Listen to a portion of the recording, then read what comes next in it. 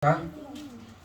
E vou me atentar no versículo 46. Mas para a gente começar aqui, então, Mateus 27, 45, fala assim: E houve trevas sobre a terra, do meio-dia às 3 horas da tarde. Por volta das 3 horas da tarde, Jesus bradou em alta voz: Eloi, Eloi, lama sabachthani, que significa: meu Deus, por que me abandonaste? Queridos, quando a gente chega nesse ponto aqui, é lógico que a gente está falando sobre a morte de Jesus. E ele está na cruz, quando ele fala essa frase, ele está na cruz ali já. E aí a gente pode lembrar que aqui já tinha passado tudo, já tinha passado a traição dele, já tinha passado a prisão, o julgamento, que foi um julgamento falso ou já armado para Jesus, a ponto do próprio Pôncio Pilatos falar assim: não, mas não tem que acusar ele, né? O que vocês estão querendo, né? E por fim a gente conhece a história, e o pastor vai falar em mais detalhes da história também. Chega ao ponto aqui da zombaria, quando os soldados zombam de Jesus. Então tudo isso já tinha passado, ele já tinha sido crucificado e ele estava na cruz. E aí nesse momento, olha só que interessante aqui, às 3 horas, do meio-dia às 3 horas da tarde, havia trevas sobre a terra. Queridos, um ponto, e isso é muito importante, às vezes a gente lê muitas passagens na Bíblia, e a gente lê muitas parábolas também, como o filho pródigo, por exemplo, né? E a gente fala assim: não, isso é mais uma história com ele, né? É história. Mas na verdade isso aqui é uma história com H, porque isso aqui é um relato histórico do que aconteceu. E por que eu quero chamar a atenção de vocês aqui? Porque isso de fato aconteceu, queridos. Como eu estava falando sobre o ponto singular, Jesus veio, Filho de Deus, Deus, o próprio Deus veio e se tornou homem para estar no meio de nós, e ele morreu por minha causa, por sua causa. Então quando a natureza aqui forma trevas, é porque esse ponto aqui era extremamente relevante na história do homem, na minha história, para a sua história. Jesus, ele estava ali, carregando o meu e o seu pecado. Sabe aquele momento que você se sente sozinho, aquele momento que são as horas, as dark hours? Jesus carregou na cruz. Aquele pecado que você acha que só você sabe, Jesus carregou na cruz. Aquela tristeza que a gente carrega no coração, Jesus carregou na cruz. A agonia de muitas vezes, daquele momento que você fala assim: eu estou sozinho agora, Jesus carregou na cruz. Nesse exato momento aqui, Jesus tinha todo o meu e o seu pecado sobre ele. E você fala: Elver, tem bilhões de pessoas no mundo? Sim. E tem bilhões de pessoas que já viveram e que já morreram, e não sei quantas mais ainda vão vir. Mas de todas, Jesus já tinha carregado aqui. Por isso que o diabo queria impedir esse momento. Por isso que o diabo queria não deixar que Jesus subisse na cruz. Por isso que ele queria, de todas as formas, falar assim: não, isso daqui é só mais um profeta. Como é dito até hoje, tantas vezes, sai na rua, a gente ouve falar: Jesus é só mais um profeta, só mais um que veio, que foi. Não, queridos. Não. Não. Por causa da celebração que a gente tem hoje, nenhum outro profeta, ninguém se iguala a Jesus, e nem estou tentando fazer nada disso, mas nenhum outro profeta ressuscitou. Nenhum outro profeta carregou o seu e o meu pecado na cruz. Nenhum outro profeta morreu na cruz como ele fez. Nenhum. E isso daqui é um relato histórico e tão relevante. Se você seguir um pouquinho no texto, isso aqui está ainda no livro de Mateus, ali dentro, mesmo no capítulo 27. Se você for no versículo 51, não sei quantas vezes você se atentou para esse versículo aqui, porque normalmente a gente para a leitura aqui no começo. Mas o versículo 51 fala... 51... perdão que eu preciso de óculos, tá, queridos? Mas acho que... Eu acho que é o 51, mas você acompanha na minha Bíblia, na sua Bíblia. Fala assim: naquele momento, o véu do santuário rasgou-se em duas partes, de alto a baixo. A terra tremeu e as rochas se partiram. Agora olha aqui. Os sepulcros se abriram e os corpos de muitos santos que tinham morrido foram ressuscitados. E saindo dos sepulcros depois da ressurreição de Jesus, entraram na cidade santa e apareceram a muitos. Olha o poder desse momento aqui. Tão poderoso a ponto da natureza se manifestar. Yes. O Criador estava naquele momento ali na cruz. Filho de Deus. E ele entregou, a gente vai ler outro versículo, mas ele entregou o seu Espírito. E isso foi tão poderoso, que nesse relato histórico está falando que os mortos que já estavam na sepultura se levantaram e apareceram na cidade. Queridos, eu não sei de mais ninguém e de nada, e eu também não quero saber, que fez isso daí. Só o nosso Deus, esse relato histórico, ponto singular, quando Jesus carregou o meu e o seu pecado naquela cruz. Agora, o meu próximo versículo aqui. Você adianta um pouquinho a sua Bíblia, no Evangelho de João, capítulo 19. A gente também vai estar falando sobre a mesma passagem aqui, mas o João relata um pouquinho diferente aqui. Então lá no capítulo 19, no versículo 30. E aí aqui ainda, só para dar o contexto, então Jesus tinha falado que ele estava com sede, ele pediu para os soldados. E aí eles, quando ergueram até os lábios de Jesus, e daí no versículo 30 ele fala assim: tendo-o provado, Jesus disse: está consumado. Com isso curvou a cabeça e entregou o Espírito. Está consumado. Então, veja bem, queridos, ele carregou o nosso pecado sobre ele naquele momento, a tal ponto que ele que andou em comunhão com Deus o tempo todo. Ele fala assim: Deus, mas por que o Senhor me abandonou? Mas naquele momento Deus não podia estar com ele, por causa do meu e do seu pecado. E Jesus foi fiel até o último segundo, quando ele fala: está consumado. E queridos, olha a importância desse momento aqui. E por isso que eu estou falando, é um relato histórico singular para a sua vida, para a minha vida. E Jesus fala: está consumado. Às vezes a gente não faz essa relação, mas naquele momento era quando 100% da obra santificadora, da obra de ressurreição, da obra de salvação de Cristo Jesus estava consumada. Queridos, não era um segundo antes. E também não foi um segundo depois. Era exatamente naquele momento. Quando Jesus completou. Porque se existisse uma única pessoa, se existisse ainda um único pecado que ainda faltava ser colocado sobre ele naquele momento, ele ainda teria ficado mais. Ainda não estaria pronto. Mas quando a obra se completou, Jesus falou: está consumado. Está terminado. Todo o seu pecado, todo o meu pecado foi levado sobre Jesus. E ele falou: agora está terminado. Não existe mais, para os que creem, não existe mais dívida, não existe mais débito.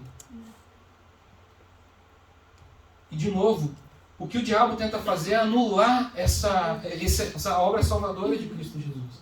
E falar, mais uma vez, ele foi só mais um profeta, ele não fez nada demais, né? Tantos profetas surgiram, tantos pregadores aparecem, mas não é verdade.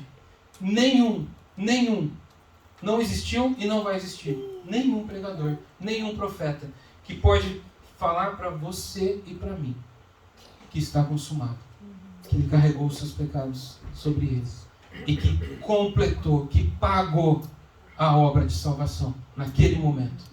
Isso foi o nosso Deus aqui, Jesus Cristo.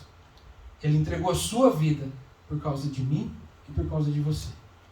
E nesse momento, hoje, um dia tão especial, um dia muito especial, A gente celebra essa obra de salvação.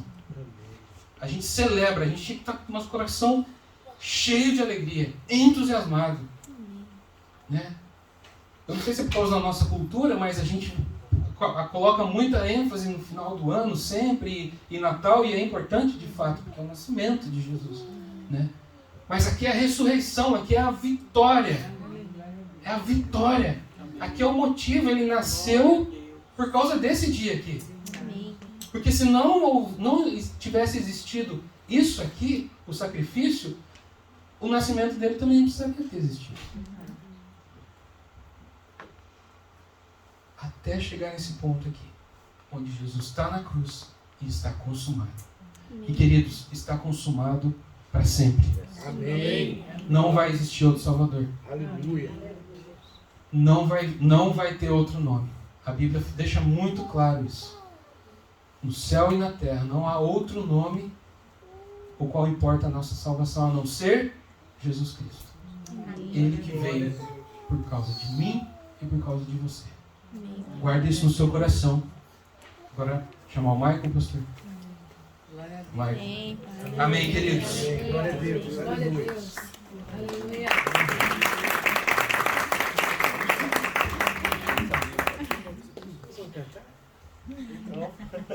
Vou montar uma dupla de dois aqui. Glória a Deus. Irmãos, isso tudo que o Elvio falou é bênção pura, né? O que o pastor já falou também é bênção. E a gente tem certeza disso, né? Do sacrifício do amor e do que Jesus é e representa para nós naquela cruz, que representou e que hoje ele tem nos dado vida, né? E de abundância. Hoje vocês estão aí todos aí bonitos, elegantes na presença dele. É por causa desse sacrifício. Amém. Amém? Amém. Eu fico um pouco aí tenso com esse lance de tempo, né? Porque eu já sou meio ansioso, eles param para falar, então se eu tiver rápido, vocês me falem que eu vou mais devagar, tá bom? Por favor, eu queria que vocês abrissem suas Bíblias no livro de Lucas 23.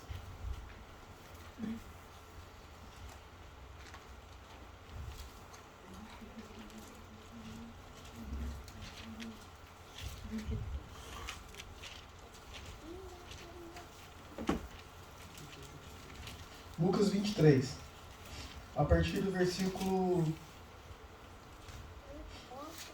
42.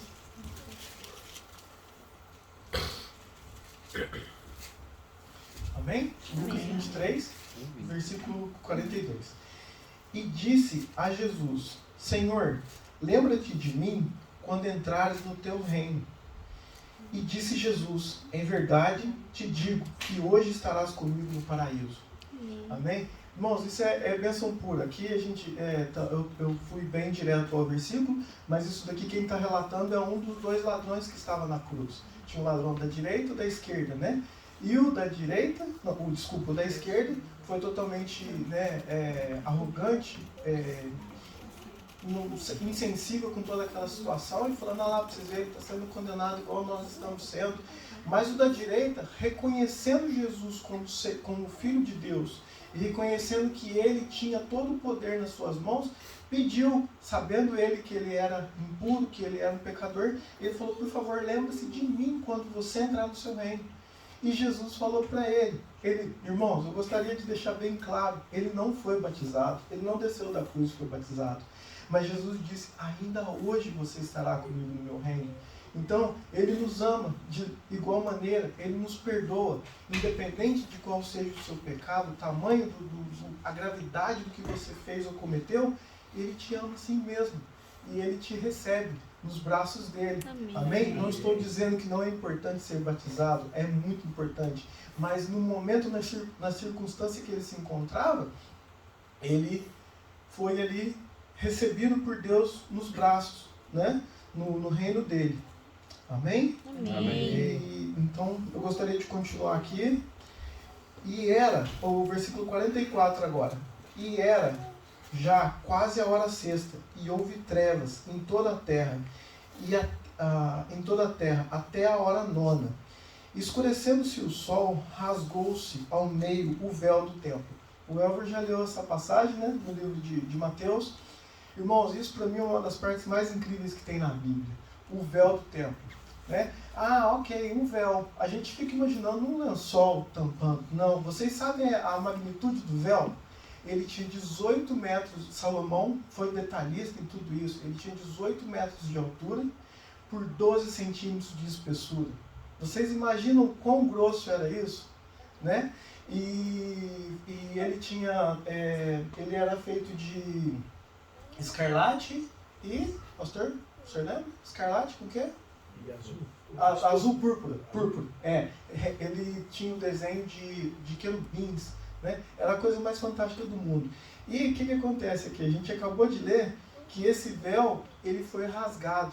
Aqui não é muito bem relatado, mas segundo teólogos, segundo estudiosos, esse véu foi rasgado de cima a baixo, 18 metros de altura, de cima para baixo. Para quê? Para que a gente possa entender que não foi a força humana que nos levou até a presença de Deus. Esse véu simplesmente separava as nossas impurezas da presença de Deus, porque a presença de Deus até então só habitava ali dentro.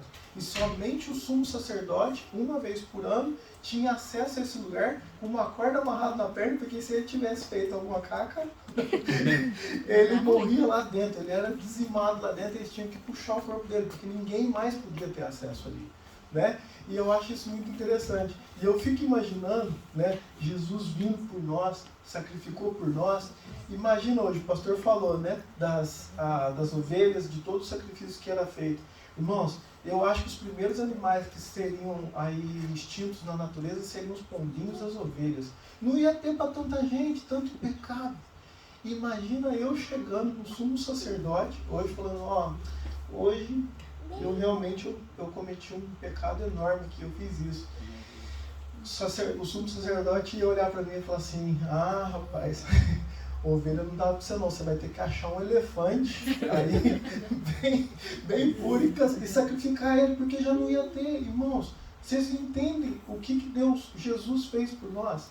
O sacrifício dele foi impressionante, porque hoje nós não precisamos mais levar um animal até a presença do sumo sacerdote, do templo, sacrificar esse animal para perdão e emissão de nossos pecados. Jesus foi isso. Ele derramou o seu sangue puro, o seu sangue maravilhoso, em prol de mim, em prol de você. Então é isso que estamos comemorando hoje. A Páscoa é isso, ele ressuscitou e trouxe-nos a vida. Ele foi por mim, foi por você, foi por nós. E se apresentou inteiramente. Amém? Amém. Ok, continuando aqui, o mais interessante, a gente leu aqui que foi na hora nona que tudo isso aconteceu. E a Bíblia Deus ele é muito perfeccionista. A hora nona é nos dias de hoje, às 3 horas da tarde. E é exatamente na hora nona que os sacrifícios eram feitos. E foi no momento que Jesus aí deu seu último suspiro e entregou a sua vida. Como fala aqui no versículo 44. E já era quase a hora sexta, e houve trevas em toda a terra, até a hora nona. Escurecendo-se o sol, rasgou-se ao meio o véu do templo, e clamando Jesus com grande voz disse, Pai, nas tuas mãos entrego o meu espírito. E havendo dito isso, expirou. Então, irmãos, ele já tinha passado por todo aquele sacrifício, os soldados do exército ali castigaram Jesus, chicotearam, fizeram tudo, ele já tinha sido sacrificado, tinha oferecido a ele, né, o vinagre ali, que ele disse que tinha sede, ao invés dele dar algo, né, deram um vinagre a Jesus, e ele, nesse momento ali, se entrega a Deus. Como o Elver disse, né, todos os pecados que estavam ali, das pessoas que já tinham sido mortas, das que estavam vivendo, de nós que hoje aqui estamos e dos que vão vir, já estava sendo apresentado a Deus através dessa maneira. E ele entregou o seu espírito. E ele suspirou e se entregou por mim e por você. É maravilhoso saber o que Deus faz, né? É maravilhoso saber o que Jesus ofereceu, o seu corpo, né? O Elver disse, né, a respeito dos profetas. Eu vi outro dia uma matéria de 2 profetas aí que estão se declarando ser Jesus nos dias de hoje. Eu não me lembro agora, eu não me lembro que país são. mas são países assim que a gente nem escuta falar muito. Os caras estão lá e muitas pessoas seguindo, e um deles foi preso porque ele prega a respeito das pessoas não procurarem, não tomarem remédio, não procurarem médicos, né? E ele começou muitas pessoas a morrer porque acreditavam na tolice que esse cara pregava, e as pessoas começaram a morrer enfermos. E aí foram parentes das pessoas falando, e eles eram obrigados a viver naquela aldeia, naquela comunidade, sem contato nenhum com tecnologia, com medicina, com nada. E os familiares começaram a ver, né? Morreu tal pessoa. E um desses aí está preso. E eu tenho certeza que o sangue dele não vai libertar essas pessoas que foram sacrificadas aí por causa de uma ideologia louca e irracional que ele pregou. Amém? Amém. Então, irmãos, eu gostaria de deixar bem claro isso para vocês, né? Complementando o sacrifício e o amor dele. Ele não tem amor maior. Não existe de maneira alguma. E esse véu sendo rasgado, irmãos, relata-nos que hoje, eu e você, nós temos acesso. Vocês não precisam pedir a ninguém para que possam ter acesso à presença de Deus. Amém. Hoje nós temos livre acesso. Yes. Hoje você, sabendo do problema, da dificuldade que você encontra, você pode apresentar a sua vida diante de Deus e falar: Deus, hoje eu estou aqui. O seu sangue foi derramado por mim em prol de que eu tivesse vida e tivesse vida em abundância. E é essa vida que celebramos, é essa vida que hoje na Páscoa dizemos, né? Que Ele ressuscitou e nos libertou. Amém? Amém. Aleluia.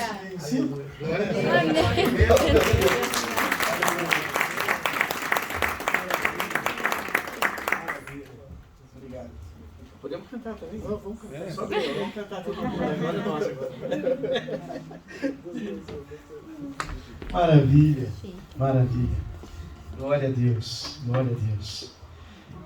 Quanta riqueza, né? No reino de Deus, a gente poder contar com os irmãos, poder contar com os queridos para ministrarem também e trazerem para nós essas palavras maravilhosas, cada um com o seu dom, com o seu talento, com o seu jeito, com o seu formato, com aquilo que Deus depositou na vida deles. Isso é maravilhoso, isso é bom demais para cada um de nós. E eu quero, né, finalizar de uma forma mais tranquila, depois da responsabilidade assumida, né, diante desses irmãos tão queridos.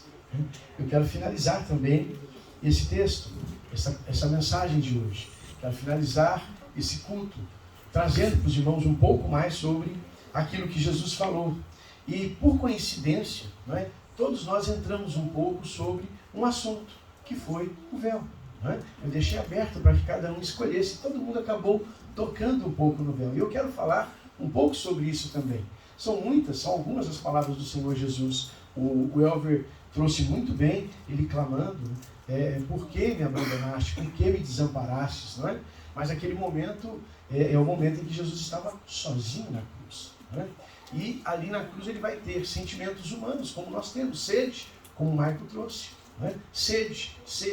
Jesus sentiu sede, Jesus chorou, Jesus sentiu dores, como nenhum outro homem sentiu naquele momento, passando por aquela situação de crucificação. Então eu vou pedir para você acompanhar comigo a partir de Mateus, capítulo 27. Eu vou me prender ao detalhe do véu e nós vamos atentar para alguns detalhes. Como nós temos a ceia logo depois, eu vou ser breve, para que nós possamos tomar a ceia. Os irmãos sabem que eu tenho um problema com esse vou ser breve. Eu não consigo pregar menos que 45, 50 minutos. Então, eles ficaram desafiados. Pastor, 15 minutos só. Falei, 15 minutos para vocês, tudo bem. Para mim que vai ser uma luta, pregar em 15 minutos. Eu vou ter que fazer um milagre comigo mesmo. Mas eu vou cumprir. Né? Eu vou também pregar rapidamente como todos os outros. Vocês encontraram aí em Mateus capítulo 27, a partir do versículo 50, eu quero ler com vocês, até o 54, e nós vamos refletir um pouco sobre algumas situações que Deus traz para nós através desse texto. E Jesus, Mateus 27, capítulo 27, versículo 50 em diante. E Jesus, outra vez com grande voz, entregou o Espírito. E eis que o véu do santuário se rasgou em 2 partes, de alto a baixo. Tremeu a terra, fenderam-se as rochas, abriram-se os sepulcros, e muitos corpos de santos que dormiam ressuscitaram e saíram dos sepulcros, depois da ressurreição de Jesus. Entraram na cidade santa e apareceram a muitos. Os centuriões, que com eles guardavam a Jesus, vendo o terremoto e tudo o que se passava, ficaram possuídos de grande temor e disseram: verdadeiramente este era o Filho de Deus. O próprio centurião é obrigado a reconhecer, diante de tudo aquilo que havia se passado, ele é obrigado a reconhecer que verdadeiramente aquele era o Filho de Deus. Nós ali estamos com o Senhor na cruz. Ele já havia passado todo o sofrimento que foi imposto por ele através do castigo humano. Tudo isso preparado e programado por Deus. Por muitos e muitos anos, a humanidade ficou se perguntando: quem matou Jesus? Foram os romanos que o crucificaram? Foram os judeus que o entregaram? Foi o povo que escolheu Jesus ao invés de Barrabás? Quem matou Jesus? Isso já gerou guerras. Isso já gerou tremendas situações no mundo para tentar definir. Mas a gente tem que lembrar que quem matou Jesus não foi nenhum homem, não foi nenhum governo e não foi nenhuma autoridade eclesiástica. Quem matou o Senhor Jesus fui eu e foi você. Nós somos o culpado. Nós somos aqueles que merecíamos o castigo. Ele morreu por nossa causa. Quando você vai para Isaías no capítulo 53, ele vai dizer: ele levou sobre si as nossas dores. Ele foi pisado por nós. O castigo que nos traz a paz estava sobre ele. E pelas suas pisaduras nós fomos sarados. Agradou a Deus moê-lo, para que nós tivéssemos vida. Então veja, não foram as pessoas, não foram o governo, nem foram os sacerdotes que definiram a morte do Senhor Jesus. Pelo contrário, como o Michael colocou muito bem, ele veio exatamente para isso. O Elver também falou sobre isso. Ele veio exatamente para isso, para morrer pelos nossos pecados. Mas o que isso traz para nós hoje? Quais são as situações que nós enxergamos? Veja, era comum no dia do sacrifício, no dia da Páscoa, eles sacrificarem um cordeirinho. E com o sangue daquele cordeiro, eles derramavam sobre o altar. E aquele sangue representava o perdão do pecado. Assim como eles tinham marcado na saída do Egito a verga da porta, os umbrais da porta, para marcar ali a presença do sangue e para que o anjo da morte não passasse por ali e não matasse o primogênito daquela família. Assim como o sangue daquele primeiro cordeiro de Páscoa serviu para salvar a família, o sangue que eles faziam sacrifício anualmente na Páscoa para lembrar da saída do Egito tinha o mesmo significado. Ele estava ali derramado sobre o altar para lembrar da salvação que veio sobre cada um de nós. Só que hoje nós temos algo diferente. Dentro do templo, dentro da cidade, está acontecendo a festa da Páscoa. O sacerdote está preparado para sacrificar um cordeiro. Mas do lado de fora, há um homem carregando uma cruz e indo para o seu sacrifício.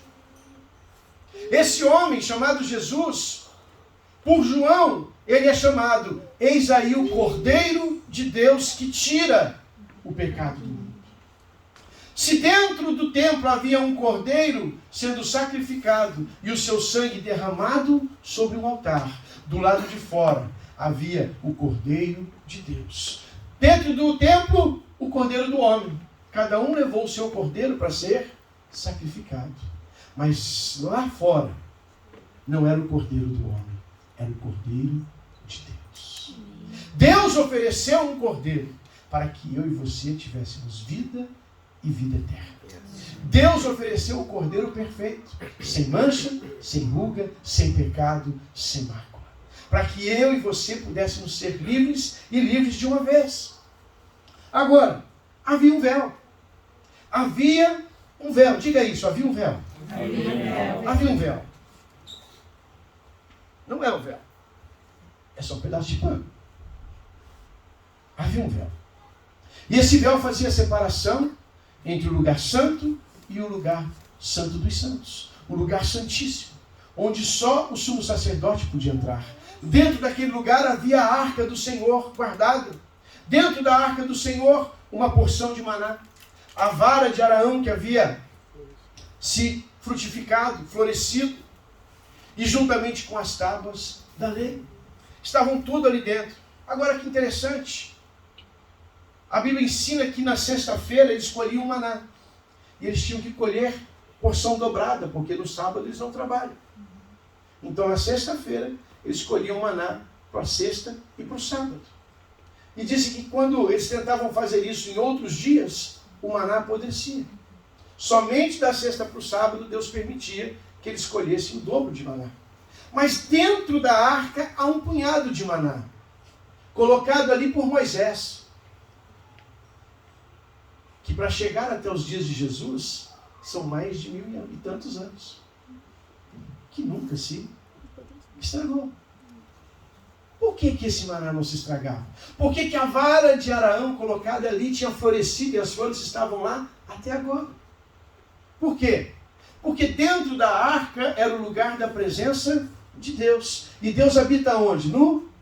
Na eternidade. Dentro da arca o tempo parou. As flores não murcham, o maná não estraga. Por quê? Porque Deus está presente. Na presença de Deus nada se perde. Na presença de Deus nada morre. Nada morre. Ali estava a presença de Deus. Ali o tempo era a eternidade. Deus está aquém do tempo. Nós contamos tempo. Você está aí olhando para o relógio. Está ficando com fome já. Não é? Mas Deus não está. Tempo para Deus é algo que nem existe. Ele é antes de todas as coisas. E esse véu fazia separação. O véu, ele guardava a intimidade de Deus. Quando você quer guardar a sua intimidade, o que você faz? Você põe roupinhas, não é? Você não anda nu por aí. Aí, amém ou não? Amém. Amém? Amém? Tá certo que, graças a Deus, nós não temos esse tipo de problema aqui, mas tem lugar que as pessoas andam um pouco nu, abrindo mão da sua intimidade. Mas Deus colocou um véu ali, para limitar a sua intimidade. Ele disse, aqui é só uma vez por ano que você vai entrar. Aqui é minha intimidade, há um véu, há uma roupa, há algo que me separa de vocês. Mas quando esse véu é rasgado, como o Michael colocou, de cima para baixo, quem rasga o véu não é o homem. Quem rasga o véu é o Senhor. Por isso que ele se rasga do alto para baixo. O próprio Deus dos altos céus rasga o véu e abre caminho. Não para que eu e você agora tenhamos somente o direito de ir à presença dele. Na verdade, quando Deus rasga o véu, ele está dizendo agora, eu saio do lugar santo dos santos e passo a habitar dentro dos homens. Deus sai do seu lugar de santidade, Deus sai do seu lugar de exclusivo, onde só uma pessoa podia entrar uma vez por ano. Tinha dia, tinha hora e tinha momento. E tinha a pessoa certa. Agora ele diz, não. Agora ele diz assim, eu não habito mais em templos feitos por mãos humanas. Mas agora ele envia seu filho é chamado de Deus Emanuel, que é o que Deus? Conosco. Então quando o véu se abre, não é só acesso para mim entrar, mas é o acesso que Deus diz, agora eu saio do Santo dos Santos e vou habitar no meio de vós. Você é templo do Espírito, eu sou o templo do Espírito Santo de Deus. O véu guardava a intimidade de Deus. Quando ele abre, ele está dizendo, agora eu posso entrar, você pode estar comigo, eu posso estar com você, nós podemos andar juntos. Agora veja uma coisa interessante. Naquela cultura oriental, você já deve ter visto na TV, entre um acidente, um atentado, situações que ocorrem na terra de Israel, na faixa de Gaza, naquela região, quando morre alguém da sua casa, da sua família, o que aquela pessoa faz? O que elas fazem? Elas rasgam as vestes. Não é? O homem, a primeira coisa, ele rasga as suas vestes. Por quê? Porque é sinal de luto. Quando Deus rasga o véu, Ele está dizendo, meu filho morreu. O rasgar do véu não é abrir caminho, é a demonstração do luto dos céus. Os céus entram em luto e rasgam as suas vestes. Rasgam a sua intimidade para que nós tivéssemos acesso. É Deus abrindo o seu coração e dizendo, o meu filho morreu. O meu filho foi morto para que vocês tivessem vida. O véu rasgado nada mais é do que a demonstração do luto de Deus pela morte do seu filho. Agora, o que é mais interessante, quando Deus rasga, Ele começa uma nova aliança. Jesus, pouco antes de morrer, Ele faz uma ceia, e nós vamos celebrar a ceia daqui a pouco. E Ele diz para os seus discípulos, este é o meu sangue, o cálice do meu sangue, o sangue da nova aliança. Está tudo escrito, está tudo redigido. Jesus faz uma nova aliança com os seus discípulos. Deus agora rasga o véu e começa uma nova aliança com o ser humano. Ele agora habita dentro de nós. Ele não está somente naquele lugar único e exclusivo, mas agora Ele está dentro de cada um de nós. Eu não habito mais em templo feito por mãos humanas. E o mais poderoso disso tudo é que enquanto o Cordeiro de Deus está sendo sacrificado naquela cruz, enquanto o seu sangue é derramado, do lado de dentro do templo o sacerdote derrama o sangue de um cordeiro. Do lado de fora, o Cordeiro de Deus derrama o seu sangue. E aquele sangue que desce da cruz cai aonde? No altar?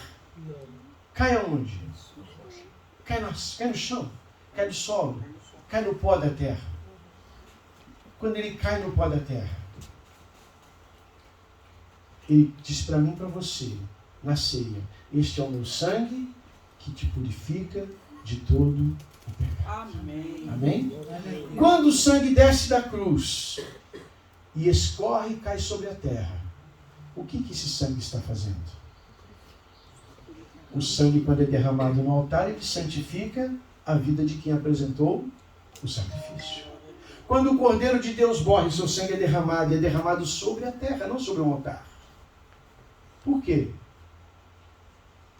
Vamos voltar às origens? O homem foi formado da onde? E quem está recebendo o sangue agora? Vocês não estão pegando, né? Vocês estão dormindo. Vocês não estão pegando. O sangue desce sobre a terra porque agora o perdão está sobre toda a terra. O perdão agora está para todo homem. O perdão está agora para todo aquele que nele crê. O perdão agora está ali para todos que quiserem recebê-lo. Está dado a todos, é para toda a terra. A salvação não é para um homem mais, é para todos, amém? Pode aplaudir o nome do Senhor. Pode aplaudir. Aplaude o nome do Senhor. Ele fez a obra completa. Ele fez a obra completa. Não é mais o Cordeiro do homem, agora é o Cordeiro de Deus. Não é mais um Cordeiro agora que o seu sangue cobre o meu pecado. Agora é o Cordeiro de Deus que tira o pecado do mundo. Eu e você somos livres porque fomos libertos pelo Senhor. Eu e você somos livres porque recebemos do Senhor a liberdade. Porque o véu se rasgou. Porque o sacrifício perfeito foi dado. Quando o sacrifício perfeito foi dado, o véu pode se rasgar e a presença de Deus pode se abrir para que cada um de nós tivéssemos acesso a ela. E hoje eu e você podemos ter acesso a ela. Eu quero ler mais um versículo com você. E logo em seguida nós vamos encerrar. Em Colossenses, no capítulo 2, o versículo 14 e 15, ele diz o seguinte: tendo cancelado o escrito de dívida que era contra nós, e que constava de ordenanças, o qual nos era prejudicial, ele removeu inteiramente e encravou na cruz, e despojando principados e as potestades, publicamente os expôs ao desprezo, triunfando deles na cruz. Amém. O apóstolo Paulo vai dizer que a morte do Senhor Jesus, ela foi o pagamento completo de uma dívida. Eu vou pedir aqui, Michael, vem cá comigo, Elber, vem cá comigo. Distribui esse papel, um para cada pessoa. Se você é solteiro, você pega um papel e Deus te abençoe e te dê a misericórdia de você e te dê um dia uma mulher, um esposo. Se você é casado, um papel para o casal, ok? Distribui para cada pessoa, por favor. Enquanto vocês distribuem, veja, o apóstolo Paulo, então, ele diz, esse foi um cancelamento de uma dívida. Era contra nós. Havia um decreto contra nós. Havia um decreto de morte contra nós. Havia um decreto de condenação contra a nossa vida. Mas o Deus Todo-Poderoso entrega seu Filho para morrer por nós. E Ele cancela a nossa dívida ali, através do seu sangue. A Bíblia diz que Ele pega o escrito de dívida. Antigamente era comum a gente comprar algo e assinar uma promissória de que ia pagar aquilo. Hoje você assina um cheque, mas quando você assina um cheque, quer dizer que você vai pagar por aquele cheque. Amém? Amém. Por favor. Meu Deus, vou. Então veja, havia um escrito de dívida para você. Lá no inferno, o diabo escreveu tudo aquilo que você fez de errado e marcou num caderninho negro. E ali estava um escrito de dívida que você tinha com o inferno. E toda vez que você orava e chegava diante de Deus, com a sua oração, o diabo se apresentava também com aquele escrito de dívida e fazia assim, ó, tá orando, mas olha aqui, ó, tudo errado. Tudo errado. Porque ele tinha algo assinado por você, que era o seu pecado. Tinha a sua assinatura, seu DNA. Mas a Bíblia diz que Jesus toma dele esse escrito de dívida, crava com ele na cruz e derrama seu sangue por sobre para apagar e limpar e perdoar todo o pecado. Por isso hoje eu e você, nós podemos entrar, como o apóstolo Paulo vai dizer, em Hebreus capítulo 4, 16, ele diz, acheguemo-nos, portanto, confiadamente junto ao trono da graça, a fim de recebermos misericórdia e acharmos graça para socorro em ocasião oportuna. Talvez você chegou aqui nessa manhã precisando dessa graça. Talvez você chegou aqui nessa manhã precisando desse socorro. E talvez você chegou aqui nessa manhã sem ter forças, sem ter coragem, sem ter a ousadia que o apóstolo Paulo fala, de entrar na presença de Deus e clamar por esse socorro e por esse auxílio. E o mesmo apóstolo Paulo, mais à frente em Hebreus, ele vai escrever mais uma vez e vai dizer, tendo, meus irmãos, intrepidez para entrar no Santo dos Santos pelo sangue de Jesus, pelo novo e vivo caminho que Ele nos consagrou através do véu. Quando Jesus morre, o véu se rasga. Ele consagra para nós um novo e vivo caminho aberto pelo seu sangue. O sangue do Cordeiro de Deus. O sangue que nenhum outro cordeiro conseguiu fazer. Somente o Cordeiro de Deus. O Senhor Jesus pode abrir esse caminho. Talvez hoje eu e você precisamos chegar assim. Confiadamente à presença de Deus. Confiadamente à presença de Deus. Você tem um papel em suas mãos. Dá uma olhada nesse papel. Parece um escrito de dívida, não? Talvez você esteja vivendo algo assim. Talvez você olhe para esse papel e acrescenta algo. Diz assim, olha pastor, ainda tem mais isso, isso e isso. Que o senhor nem sabia, nem escreveu. Talvez, como diz a turma na gíria policial, a capivara nossa é grande. Não é? Diante de Deus. Quando Deus vai dar aquela olhada, a situação nossa vai muito além. Porque o engano, a mentira, o medo, a morte, o desespero, tudo isso nos faz, às vezes, pensar que não podemos mais entrar à presença de Deus, que não podemos mais nos achegar à presença do Senhor. Mas nós podemos. Vou convidar você a ficar de pé nesse momento, todos nós. Se você é casal e pegou a sua folha, Segure ela em tuas mãos. Segura ela como casal, um em cada lado. Se você é solteiro, você está livre para segurar a sua folha sozinho. Não é? Mas se você tem alguém do teu lado e você quer dividir, compartilhar com ele, você pode também. Porque hoje, eu vou dizer uma coisa para você. Deus está aqui e Ele está cancelando decretos sobre a sua vida. Ele está cancelando decretos de morte sobre a sua vida.